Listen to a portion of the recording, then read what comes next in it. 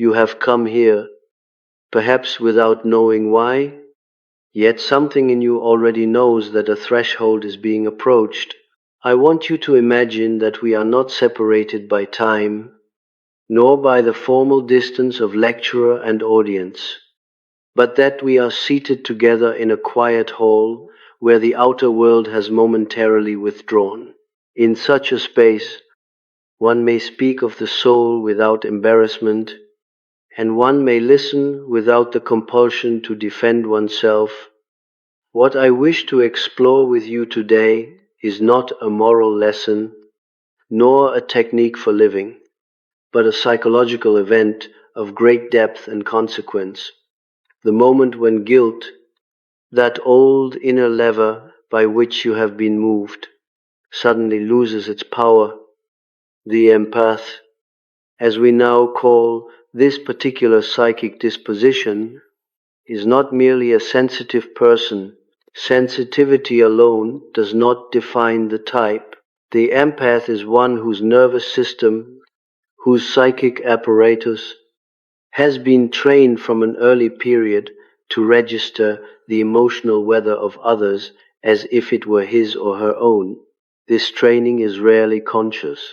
It arises in households, in relationships, in environments where love was conditional, unpredictable, or tied to the moods of others.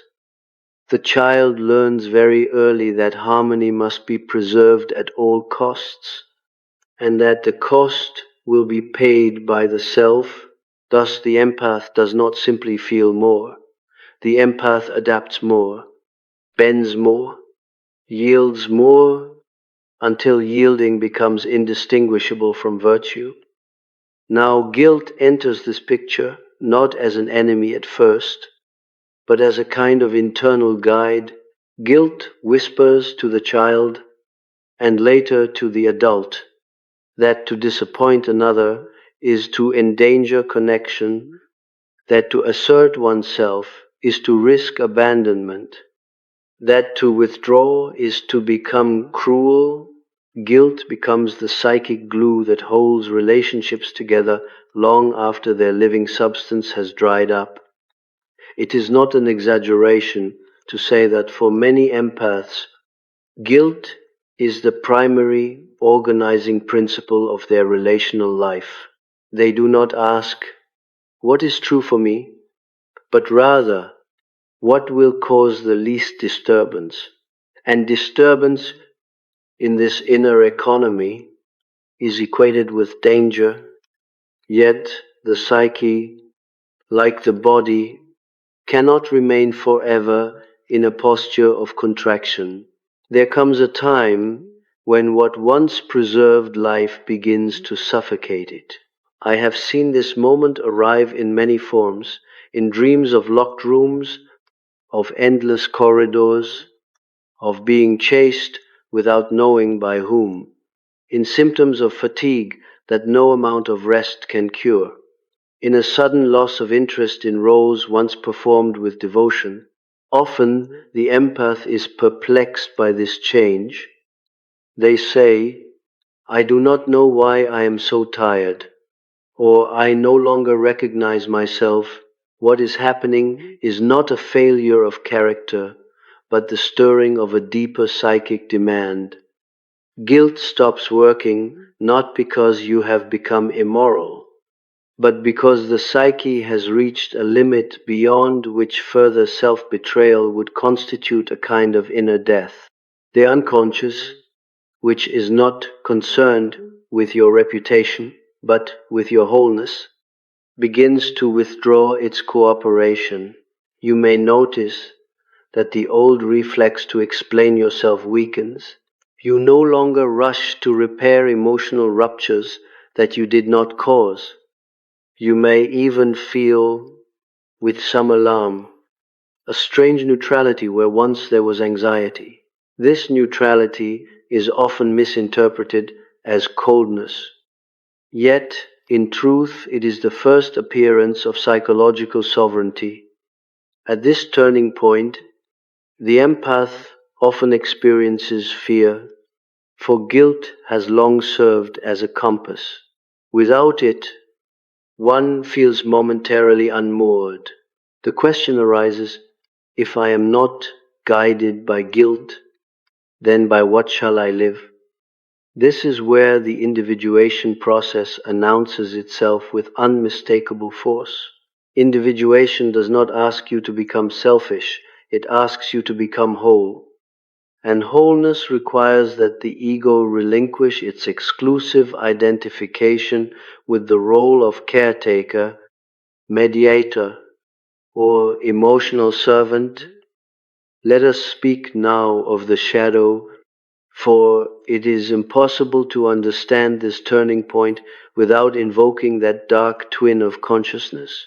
The shadow of the empath contains not only anger and resentment, but also an instinct for boundaries, for refusal, for separation. These qualities have been exiled from conscious life because they were once dangerous. To say no may have meant punishment. To withdraw may have meant loss of love. Thus, these instincts were pushed into the unconscious where they did not die, but waited. When guilt stops working, it is often because the shadow has reached such density that it can no longer be contained. In dreams at this stage, one often encounters figures who are blunt, unapologetic, even ruthless. The dream ego may be shocked by them, yet also strangely relieved. These figures represent the parts of the psyche that are no longer willing to negotiate existence through self-sacrifice alone. They are not meant to dominate consciousness, but to balance it. The empath who refuses to meet the shadow consciously will often experience it erupting in uncontrolled ways. Sudden outbursts, abrupt cutoffs, or psychosomatic symptoms. The task, therefore, is not to suppress these energies, but to integrate them.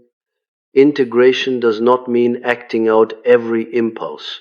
It means recognizing that your capacity to feel deeply does not obligate you to absorb everything that passes through your emotional field. Here we touch upon a crucial misunderstanding. Empathy has been confused with responsibility. To feel another's pain does not mean that you must carry it. To understand another's suffering does not mean that you must rescue them from it.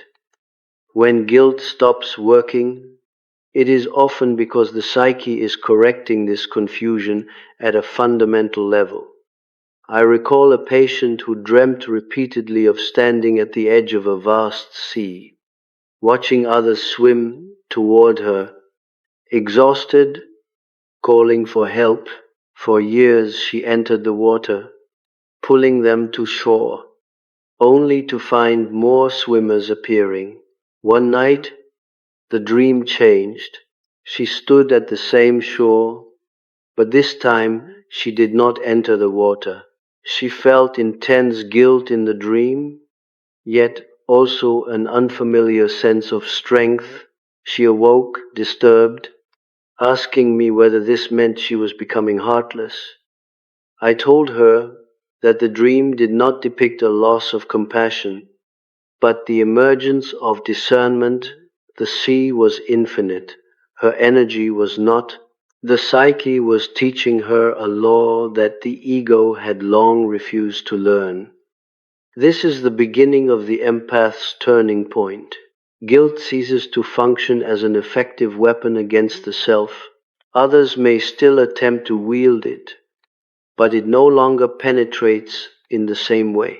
The empath may notice that manipulative dynamics, once subtle and confusing, become suddenly visible. There is often grief here, for with clarity comes the recognition of how much life has been organized around appeasement.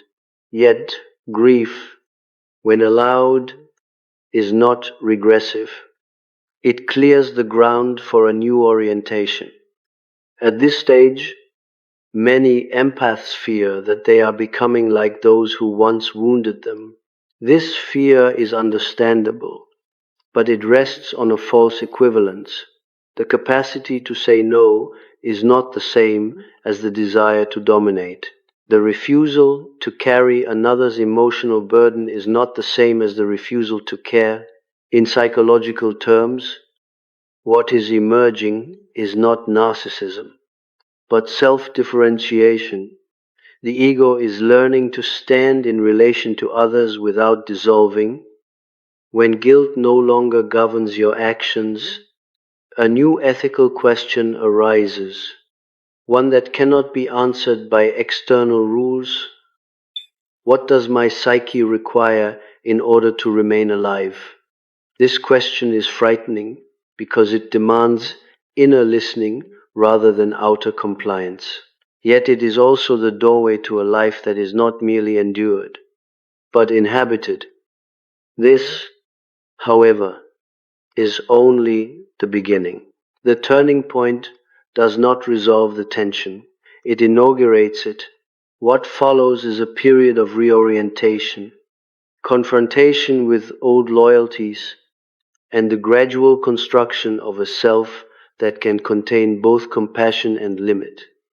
In our next movement, I will speak of what happens in the nervous system and in the symbolic life of the psyche when this old contract of guilt is finally broken, and why this breaking, though painful, is one of the most decisive acts of psychological maturation.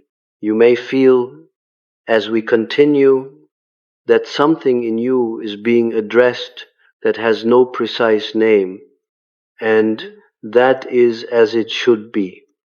The psyche does not unfold according to our categories, it reveals itself through atmosphere, symbol, and sensation. When guilt stops working, it is not merely a psychological insight, but a physiological and symbolic shift that touches the deepest strata of the personality. I want to speak now of this inner reorganization. For many empaths misunderstand what is happening to their bodies and souls during this phase, and they mistake maturation for collapse. The nervous system of the empath has long been attuned to vigilance. It listens constantly for signs of disapproval, disappointment, or withdrawal. This listening becomes so habitual that it feels like intuition. Yet, it is often a refined survival strategy. When guilt governed your choices, your nervous system had a clear directive: stay alert, stay responsive, stay available. The moment guilt loses its authority, this directive dissolves. The body no longer knows what posture to maintain, and so it begins to rest in unfamiliar ways. This rest can feel disorienting, even frightening. You may notice long periods of withdrawal, a desire for silence, and aversion to emotional noise. This is not depression, though it may resemble it to the untrained eye. It is the nervous system exiting a state of chronic appeasement. In analytical work, I have often observed that during this period, dreams become sparse or unusually simple.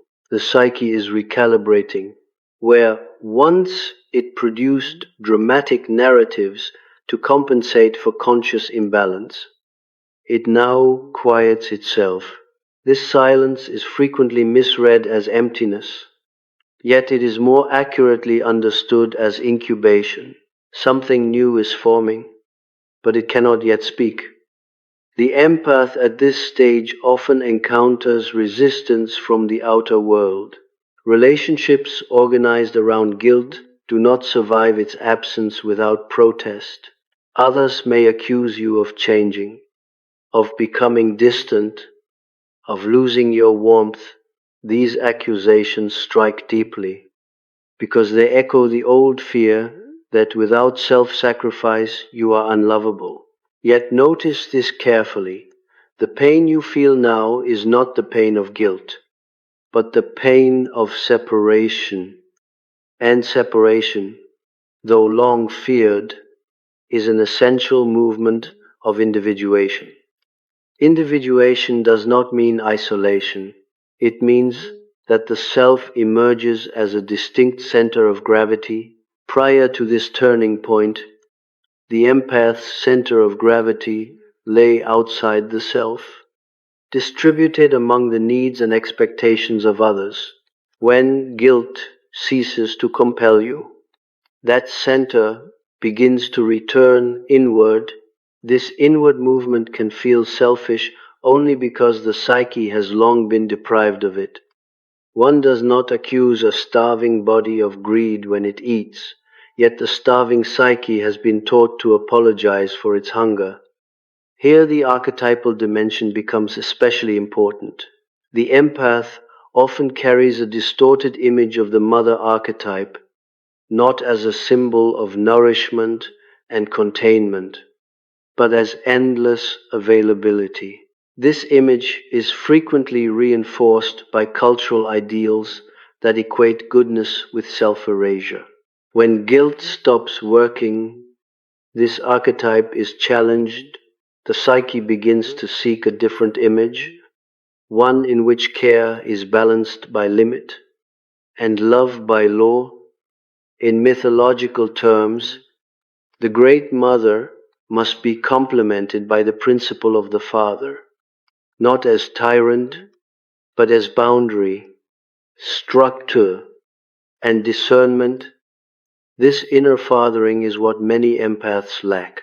Without it, the psyche remains exposed, porous, and easily invaded. Guilt has functioned as a crude substitute for this missing structure. It told you where you must stop, not by inner law, but by fear of harm to others. When guilt collapses, the psyche must develop a more authentic form of inner authority. This authority does not shout, it does not threaten, it speaks quietly, often through fatigue, through loss of interest, through the simple knowledge that something is no longer possible. You may notice that explanations begin to feel intolerable.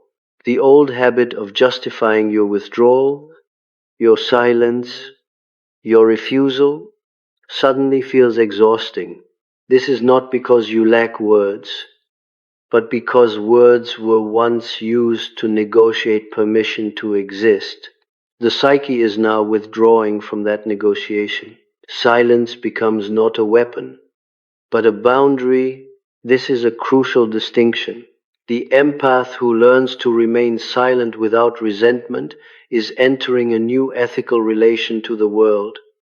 At this juncture, many empaths fear that if they do not explain themselves, they will be misunderstood. This fear is often justified, for individuation almost always entails misunderstanding, yet the psyche seems willing, at this stage, to pay that price. Why? Because the cost of being perpetually understood by betraying oneself has become too high. The unconscious has recalculated the equation. In symbolic terms, guilt is a currency that has lost its value. It once purchased belonging, safety, and moral identity. Now it buys only exhaustion.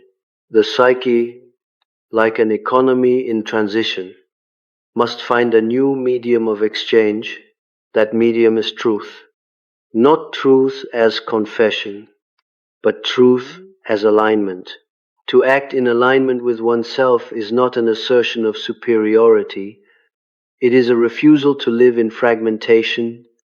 Dreams during this phase often include images of doors closing, bridges ending, or paths diverging. The dream ego may feel anxiety, yet there is also a sense of inevitability. These dreams do not ask you to choose between good and evil, but between continuation and completion. Something has run its course. The empath who ignores this signal may experience increasing somatic symptoms, for the body is less patient than the ego with prolonged contradiction. It is important to understand that this turning point does not make you immune to guilt forever. Guilt may still arise, but it no longer commands obedience. It becomes an object of reflection rather than a directive. You may feel it appear and pass, like weather, without rearranging your entire inner landscape to accommodate it. This is a sign of psychological maturity. Feelings are experienced, not worshipped. Now we must speak of loss. For every turning point exacts a price. When guilt stops working, certain relationships cannot continue in their previous form. Some will end entirely, others will transform. This loss often awakens a deep sadness, for the empath realizes how much of their identity was woven into being needed. To no longer be indispensable can feel like a diminishment of purpose. Yet this sadness is not pathological, it is the mourning of a role, not the death of the self. In this mourning, the psyche begins to ask a different question. Who am I when I am not responding? This question does not have an immediate answer. It must be lived into existence. The empath may discover interests long neglected, desires once suppressed, a rhythm of life that does not revolve around crisis management. At first, this new rhythm may feel strangely empty, even boring. This boredom is not a defect. It is the absence of drama that once provided a sense of meaning. Here I must emphasize something that is often overlooked. Many empaths confuse intensity with intimacy. Guilt-driven relationships are often intense, but they are rarely intimate. For true intimacy requires two differentiated selves. When guilt stops working, intensity diminishes, and in its place there is space. This space can later become the ground of genuine connection, but only after the psyche learns to tolerate it. The turning point we are discussing is therefore not a moment of triumph, but of reorientation. It is the psyche's declaration that survival strategies must give way to life strategies. In the next movement, I will speak of how this shift reshapes the empath's relationship to love, power, and destiny, and why the world often reacts with confusion or resistance when an empath no longer responds to guilt as expected. As we move further, I ask you to listen not with the part of yourself that seeks reassurance, but with the part that senses necessity. For what unfolds after guilt stops working is not chosen in the ordinary sense. It is compelled by the psyche's demand for coherence.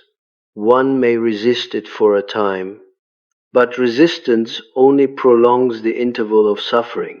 The turning point, once reached, alters the trajectory of a life, often in ways that are subtle outwardly yet irrevocable inwardly. When the empath no longer responds to guilt, the question of power inevitably arises. Power, in the psychic sense, has nothing to do with domination. It is the capacity to remain aligned with oneself in the presence of pressure.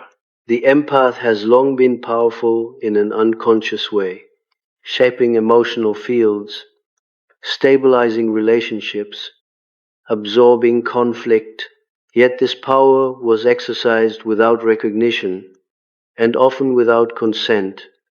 When guilt collapses, power becomes visible, and what is visible becomes threatening to those who benefited from its invisibility.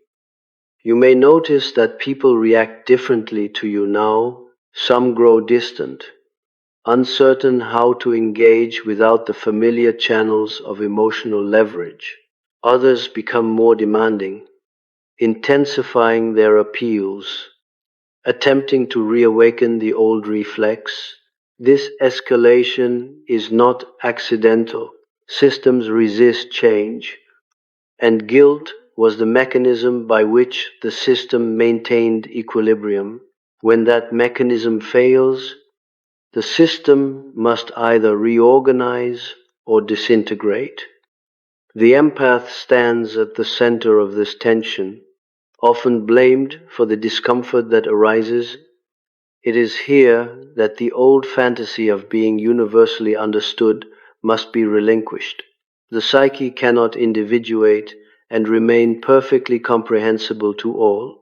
Individuation introduces asymmetry. You begin to occupy a position that cannot be easily mirrored, and this breaks the unconscious contracts that once governed your relationships. These contracts were never spoken, yet they were binding. I will be the one who bends, you will be the one who leans. When you no longer bend, the other must confront their own imbalance. In dreams at this stage, one often encounters symbols of authority, judges, kings, elders, or even wild animals that command space without apology. These images do not instruct you to rule others, but to inhabit your own territory. Territory, psychologically speaking, is the right to one's inner life. The empath has long lived as if the borders of the self were negotiable. The turning point establishes borders that are not aggressive, but firm. Let us speak of love, for this is where the deepest confusion arises. Many empaths fear that without guilt, they will become incapable of love. This fear reveals how love has been conflated with obligation. True love, however, does not require the constant override of the self. It requires presence, and presence cannot be sustained through self-erasure. When guilt stops working, love must be redefined, or it will be lost. The psyche begins to seek relationships in which care flows without coercion, where empathy is mutual rather than unilateral. Such relationships may be rare, and for a time, loneliness may deepen. This loneliness is often more honest than the crowded isolation of guilt-bound connection. It strips away illusion and prepares the ground for something real. Many empaths, during this phase, choose solitude not as punishment, but as protection. This choice is frequently misunderstood, yet it is a sacred interval. Here, the archetype of the hermit becomes relevant. The hermit withdraws not because he despises the world, but because he must hear a different voice. In alchemical symbolism, this is the stage of nigredo, the darkening where old forms dissolve. Guilt dissolves here, revealing the raw materials of the psyche. What remains may feel unrefined, even unsettling, yet it is authentic. The empath encounters parts of themselves that were never allowed expression. Ambition, desire, anger, curiosity. These are not flaws, they are energies awaiting integration. If these energies are rejected, the empath risks becoming rigid, morally superior, or emotionally numb. This is the shadow side of boundary formation. The task is not to replace guilt with indifference, but to replace compulsion with choice. Choice implies consciousness, and consciousness implies responsibility of a different order. You are no longer responsible for managing the emotional equilibrium of others, but you are responsible for the integrity of your own being. At this stage, many empaths experience a strange phenomenon. The past begins to reappear in memory, not as trauma, but as pattern. You see with new eyes how guilt shaped your decisions, your alliances, your silences. This retrospective clarity can be painful, for it reveals opportunities lost and paths not taken. Yet it also releases you from self-blame. You did not choose these patterns, they chose you, until the psyche grew strong enough to refuse them. The turning point, therefore, is not an awakening to innocence, but to agency. Agency is not the freedom to do whatever one wishes, but the capacity to act from an inner center rather than external pressure. This center is quiet, it does not argue, it simply knows when something is over. When guilt stops working, endings become possible. Not dramatic endings, but decisive ones. You may find that your speech changes. You speak less, but with more weight. You listen differently, no longer scanning for cues to intervene. Silence becomes an ally rather than a void. In this silence, the psyche consolidates itself. What once leaked outward now gathers inward. This gathering is essential, for without it, the empath remains dispersed, defined by reaction rather than intention. The world often interprets this change as withdrawal of love, yet it is more accurately described as withdrawal of availability. Availability is not a virtue in itself. It is only meaningful when it arises from abundance rather than fear. The empath who has reached this turning point begins, perhaps for the first time, to experience abundance of a subtle kind, energy that is not immediately spent, emotion that is not immediately translated into action. From this abundance, a different form of generosity may later emerge, one that is selective, grounded, and sustainable. But this comes later. First, the psyche must learn to live without guilt as its primary motivator. This is a profound re-education, and it cannot be rushed. In the final movement, I will speak of what lies beyond this turning point, the quiet authority that replaces guilt, the fate that begins to unfold when the empath no longer organizes life around emotional debt, and the deeper meaning of this transformation in the context of the soul's long journey. Now we arrive at the place where words must move carefully. For what follows, the collapse of guilt is not dramatic in the way the ego expects. It is quieter, deeper, and therefore more easily overlooked. Yet this quiet is not emptiness, it is authority in its most mature form. When guilt no longer governs the empath's actions, something ancient and impersonal begins to take its place. Something that does not plead, does not justify, and does not need to be believed in order to function. I am speaking of inner law.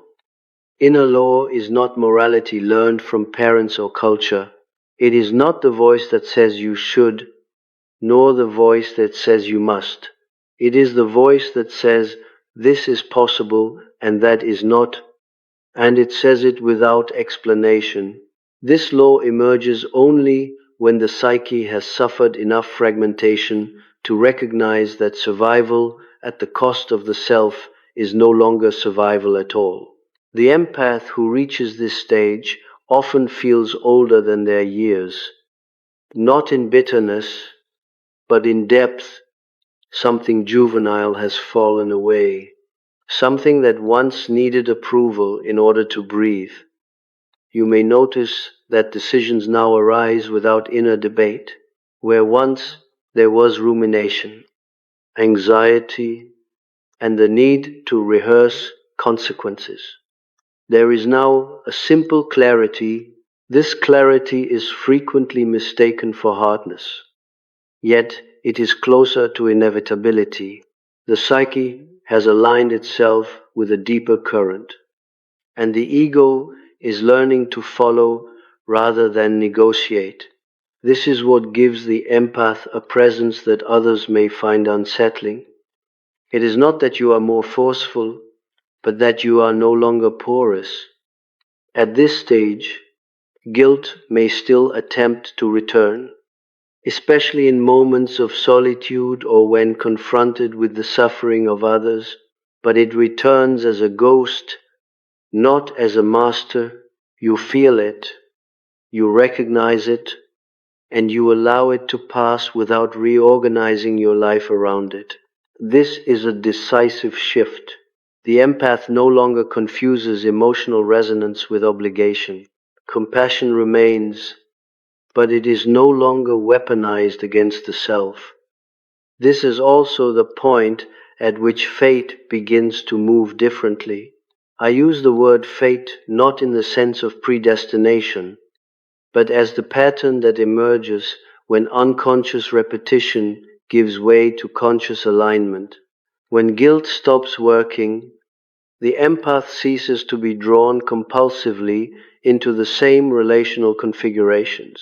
Old dramas lose their magnetism. You may find yourself strangely uninterested in dynamics that once felt irresistible. This loss of interest is not boredom, it is liberation from compulsion.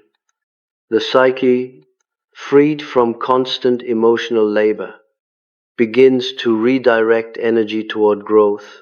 This growth may not be visible to others at first.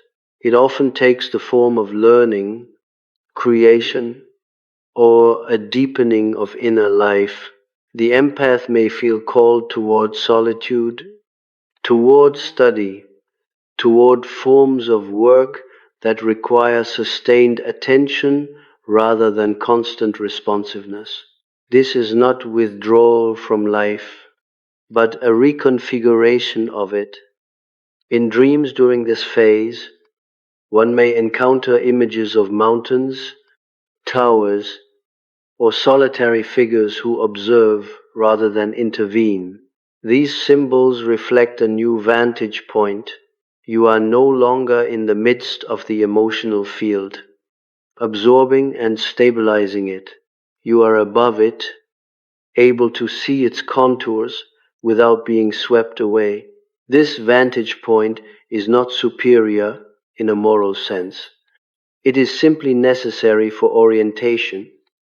There is often a temptation at this stage to judge the past harshly, to see oneself as foolish or weak for having lived under the rule of guilt for so long. This judgment must be resisted. Guilt was once adaptive.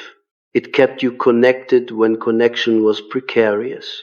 It allowed you to survive environments that did not recognize your boundaries.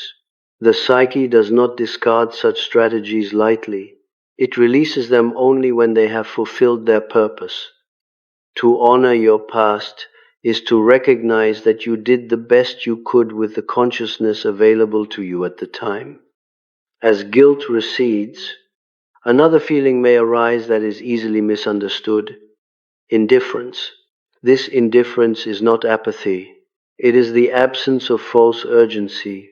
You no longer feel compelled to intervene in every emotional fluctuation around you. This allows you to respond when response is truly needed, rather than when it is demanded. In this way, your actions gain weight. They are no longer reactive, but intentional. Those who knew you only through your availability may struggle to relate to this new version of you. Some will accuse you of abandoning them. Others will attempt to provoke guilt in subtler ways, appealing to shared history or moral obligation. The empath who has reached this stage feels these appeals, but does not surrender to them. There is sadness here, sometimes profound, yet it is accompanied by a sense of rightness that cannot be argued away. This rightness is the psyche's confirmation that you are no longer living against yourself. It is not happiness in the conventional sense. It is not excitement. It is a groundedness that remains even in difficulty. You may still suffer, but you no longer suffer for reasons that violate your inner truth. This distinction is crucial. Life will always involve pain, but not all pain is meaningful. Guilt-based pain has exhausted its meaning. In the larger arc of the soul's journey, this turning point marks the transition from adaptation to authorship. The empath begins, often for the first time, to author their own life rather than editing themselves into the margins of others. This authorship is not grandiose. It is expressed in small, consistent acts of alignment, saying no without apology, choosing rest without justification, allowing others to face the consequences of their own emotional lives. What emerges from this is a different kind of empathy, one that does not dissolve the self. It is empathy rooted in strength rather than fear, in choice rather than compulsion. Such empathy is rarer, but it is also more transformative, for it does not enable dependency. It invites others into their own responsibility. If you listen carefully, you may sense that the psyche does not ask you to become less sensitive, but more real. Sensitivity without boundaries is suffering. Sensitivity with structure becomes wisdom. This wisdom is not loud. It does not announce itself. It is recognized only by those who are ready to meet it. The empath's turning point, then, is not the end of caring, but the end of caring against oneself. It is the moment when guilt, having completed its task, steps aside, and the soul assumes its rightful place as the final authority. From this place, life unfolds with fewer explanations and greater coherence. You may not be praised for it. You may not be understood, yet you will be at peace in a way that does not depend on circumstances. And this peace, quiet and unremarkable as it may appear from the outside, is one of the clearest signs that individuation is no longer a concept for you, but a lived reality. We can linger a little longer in this space because the psyche itself does not close chapters abruptly, even after the turning point has been crossed, even after guilt has lost its throne. There is an after echo, a reverberation that moves quietly through daily life. Many empaths are surprised by this. They believe that once insight arrives, the inner work is finished. Yet insight is only the opening of the door. Learning how to live from the other side of it is a slower, subtler art. In the weeks, months, sometimes years that follow this shift, you may notice moments when the old reflex briefly returns. A message arrives, a familiar tone is heard. A remembered obligation stirs the body before the mind has time to intervene.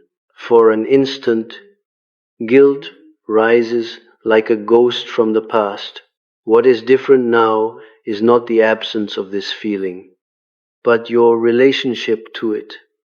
You observe it, almost with curiosity, and something in you says quietly, "This belongs to an earlier arrangement." In that moment, the psyche confirms its new orientation, not by force, not by argument, but by non-participation. This non-participation is often misinterpreted by the ego as passivity. It is nothing of the sort. It is restraint grounded in self-knowledge. The empath who has crossed this threshold learns that not every feeling requires an answer. Not every pain requires a response, and not every expectation deserves fulfillment. This discernment refines sensitivity rather than dulling it. You begin to feel more clearly, not less, because your perceptions are no longer distorted by the urgency to act. A subtle but profound change often accompanies this. Time begins to feel different. When guilt governed your life, time was compressed. There was always something to fix, someone to reassure, an atmosphere to manage. Now time expands. There are pauses. Spaces appear between stimulus and response. In these spaces, the psyche breathes. Creativity often emerges here, not necessarily in artistic form, but in the capacity to imagine a life that is not organized around repair. It is also common, at this stage, to experience a quiet grief for those who cannot follow you. This grief is not dramatic. It does not demand expression. It sits gently in the background, like a recognition that some bonds were held together not by love, but by habit and fear. To see this clearly can be painful, yet it also frees you from the fantasy that your suffering was the price of intimacy. What dissolves here is not love, but illusion. The world, as you will discover, is deeply invested in guilt. Entire social and relational structures depend upon it. When someone steps out of this economy, it exposes how much of what we call morality is actually fear disguised as virtue. The empath who no longer responds to guilt becomes, without intending to, a mirror. Others may react defensively, accusing you of change, selfishness, or coldness. These accusations reveal more about their own inner arrangements than about yours. The psyche learns, slowly, to stop arguing with projections. At this point, humility becomes essential. Not the humility of self-diminishment, but the humility of recognizing that your path is not universal. You do not need to convince others of your truth. Individuation is not a mission, it is a necessity. Those who are ready will recognize something in your presence. Those who are not will feel unsettled. Both responses are natural. What stabilizes you now is not approval, but coherence. Your thoughts, feelings, and actions begin to align. This alignment generates a quiet confidence that does not seek confirmation. It is not immune to doubt, but it is no longer governed by it. The empath becomes less reactive, more selective, and paradoxically, more alive. Energy once spent on emotional vigilance returns to the body, to the senses, to the present moment. You may notice a renewed relationship with solitude. Solitude no longer feels like abandonment, but like orientation. In it, you hear your own rhythms, your own needs, without distortion. This does not mean you withdraw from the world permanently. It means you choose your engagements rather than being claimed by them. Choice, here, is the fruit of long inner labor. If we look at this transformation symbolically, we might say that the empath has moved from being an altar upon which others place their offerings to being a hearth that warms selectively, sustainably. The fire still burns, but it no longer consumes itself to keep others alive. This is not a loss of soul, it is the soul finally inhabiting its own house. In the end, the turning point you have crossed cannot be undone. Even if you wished it so, the psyche does not regress easily once it has tasted inner law. You may still stumble, still question, still feel moments of longing for the simplicity of old roles. Yet something in you now knows that those roles belong to a chapter that has closed of its own accord. And so, without ceremony, without applause, the empath steps into a different relationship with life. Not harder, not softer, but truer. Guilt, having served its purpose, fades into the background, and in its place stands a self that does not need permission to exist. This is not the end of the journey. It is the point at which the journey finally becomes yours. We can allow the voice to slow even further now, because what remains to be said is not instruction, but recognition. When a psychological transformation reaches this depth, it does not announce itself with fireworks, it reveals itself in how little drama is required to live. And this, for the empath, is perhaps the strangest realization of all. After guilt has ceased to function as an inner engine, you may notice that life no longer arranges itself around emotional emergencies. Crises still occur, but they are no longer gravitational centers. You are no longer pulled into orbit around other people's inner chaos. This can feel, at first, like a loss of purpose. Many empaths unconsciously derived meaning from being indispensable, from being the one who understood, the one who stayed, the one who held the emotional fabric together. When that role dissolves, there is an existential pause. The psyche asks, if I am not here to save, then why am I here at all? This question is not meant to be answered quickly. It belongs to a deeper layer of the soul, one that cannot be accessed through effort or moral striving. It must be lived into. In this interval, some empaths experience a subtle disorientation, as though the inner compass has been recalibrated, but the new direction has not yet been revealed. This is not a mistake in the process, it is the process. It is here that many feel tempted to recreate guilt in subtler forms. One may adopt spiritual ideals, moral principles, or psychological language that quietly reintroduce the old compulsion under a more sophisticated disguise. The psyche, however, is less easily fooled the second time. What once worked now feels hollow. You may notice an almost allergic reaction to anything that demands self-erasure in the name of goodness. This is the psyche protecting its new integrity. What replaces guilt is not selfishness, but responsibility of a different order. You become responsible not for how others feel, but for how honestly you live. This responsibility is heavier, not lighter, because it cannot be outsourced. There is no longer an external authority to appease. You cannot say, I did this because I had to.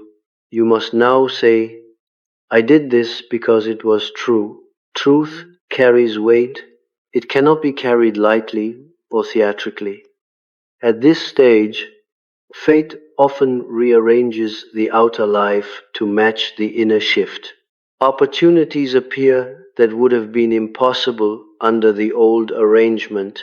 Certain paths close without explanation. You may find yourself drawn toward work, study, or forms of contribution that require depth rather than availability. The empath's intelligence, long devoted to emotional translation, begins to express itself in more individuated ways. This is not a rejection of others, but a reclamation of psychic resources. There is also a quiet strengthening of the body. Chronic tension eases. The nervous system learns a new baseline. You may not feel euphoric, but you feel present. Presence, in this sense, is not mindfulness as a technique, but inhabitation. You are in your life rather than hovering anxiously around it. This groundedness is what others sense when they say you feel different now, even if they cannot explain why. From a symbolic perspective, we could say that the empath has crossed from the realm of sacrifice into the realm of meaning. Sacrifice without meaning is trauma repeated. Meaning without sacrifice is illusion. The psyche seeks a balance between the two. When guilt ruled, sacrifice was automatic and meaning was deferred. Now sacrifice becomes conscious and therefore rare. Meaning arises not from how much you endure, but from how deeply you align. It is important to say this clearly.